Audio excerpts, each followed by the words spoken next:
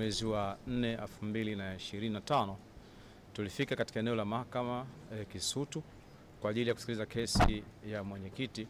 Kwa bahati mbaya sana tulipofika, polisi wakatuambia kwa mwenyekiti hawezi kufikishwa hapo kwa sababu ambazo wao wenyewe waliweza kuzielezea.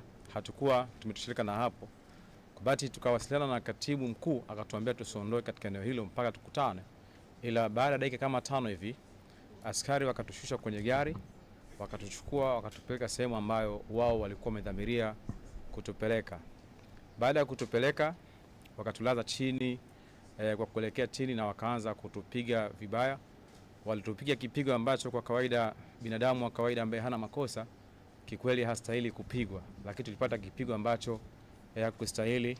Nilikuwa pamoja na kipigo ambacho nikipata, lakini nilikuwa nikisikitishwa sana na vitendo vya askari kumpiga makamu mwenyekiti Zanzibar kwa sababu ni mtu mzima, na katika hali ambayo walikuwa wakimpiga ni hali ambayo kwa kweli sio hali ya kawaida. Licha kwamba hakuweza kufunjika sehemu kwa mujibu wa vipimo, lakini naamini majeraha ambayo yupo nao ni majeraha makubwa sana, kwa hiyo sio hali ya kawaida. Badala ya kutupiga na kuridhika wametupiga, kuna jambo jingine ambalo wamelifanya kwa kweli mimi sikufurahishwa nalo hata kidogo. Walichukua simu zetu na wakaamua kufuta kila ambacho kimo ndani ya simu. Wameamua kuzirestore simu kwa ajili ya kupoteza information zote, jambo ambalo kwa kweli halipo sawa kiliangalia. Baada ya hapo wakaamua kuziweka simu zetu sehemu moja ili kila mtu aweze kuchukua simu yake na kuondoka. Wakati tunachukua simu zetu wakiwa tayari wamefanya kama kuondoka, waliamua kutishia kama kurudi hivi, na hapo ilibidi kila mmoja aweze kukimbia katika mazingira ambayo hayakuwa ya kawaida, kwa sababu katika kukimbia kwetu kuna sehemu ambayo ilikuwa ina uzio wa sengenge ambao ulipaswa kupita kwa ajili kwa kucrawl. Kama ni mtu ambaye huna mazoezi ya kawaida ni ngumu sana, aidha sengenge inaweza ikakuchoma. Tulifanikiwa kukimbia tukatupa katikati ya pori, hatujui mwelekeo tunaelekea wapi. Ilifikia hatua tukaamua kufanya maamuzi magumu sana ya kuamua kwamba tunakoelekea tuamue kuelekea, chochote ambacho kitatufika wacha tukitufike, kwa sababu tulikuwa tuna hofu kwamba eneo ambalo tulikuwepo lina kambi ya jeshi. Ila tulifikia hatua tukafanya maamuzi ya kwamba tukasema hata kama kuna kambi ya jeshi basi tuamue kwenda, kitachofika tujielezea huko. Kwa bahati nzuri katika hali ya kukimbia na hali ambayo palikuwa pana maji mengi mno ambayo kutembea maji katika usawa wa magoti hadi kwenye nyonga, tuliweza kuvuka na tukafika barabarani, na badala ya hapo tukaamua kuchukua bodaboda kwa ajili ya kufika makao makuu kwa ajili ya kupata matibabu, kwa maana kwamba kuchukuliwa na kupelekwa hospitali. Kwa hali ilikuwa sio kawaida, ilikuwa kama hivyo ambavyo ilitokea siku ya jana.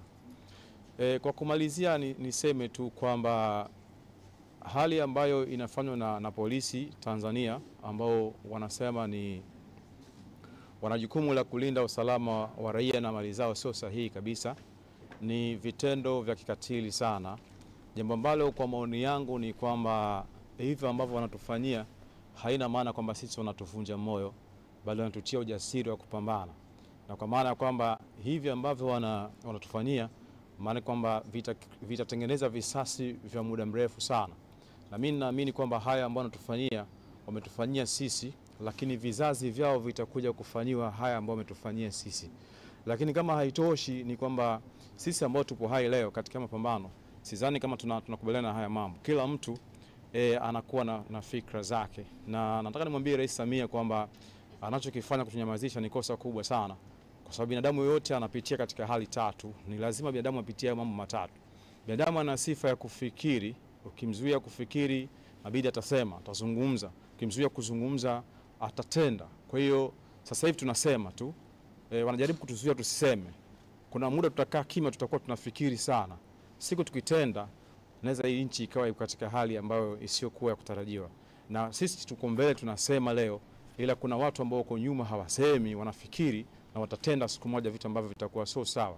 Kwa hiyo ili tusifike huko, kuna haja ya Samia. Mimi ni Mzanzibari, tena ni Mzanzibari wa Nungwi kabisa, yeye ni Mzanzibari wa Kizimkazi. Kwa hiyo tunajuana. Mimi nasikitishwa sana kwamba damu yangu haije kumwagika kule Zanzibar, leo inakuja kumwagika Tanganyika kwa jeshi ambalo linasimamiwa na Rais Samia. Nitoe wito na kusema kwamba hili jambo haliwezi kupita hivi hivi. Mimi nina kwetu Nungwi Zanzibar. Na naomba tu viongozi mambo yasipite hivi hivi. Tunao mashehe, tunao maaskofu, kuna haja ya kuyafanyia maombi. Mimi ninachoamini kwamba nikifika kwetu basi siwezi kuwa limepita hivi hivi, nitakutana na wazee, tutamshtakia Mwenyezi Mungu, kwani Mwenyezi Mungu ndio hakimu wa mahakimu wote.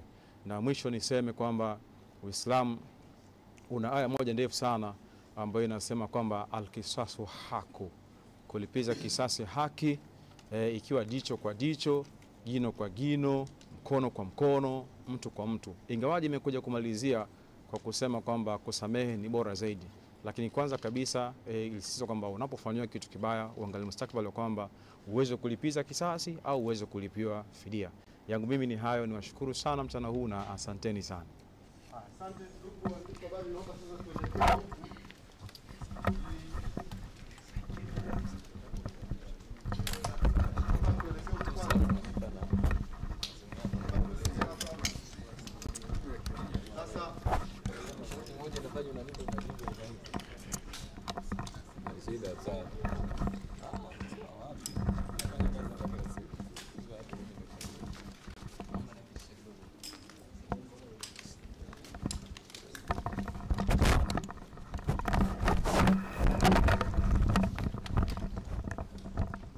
sasa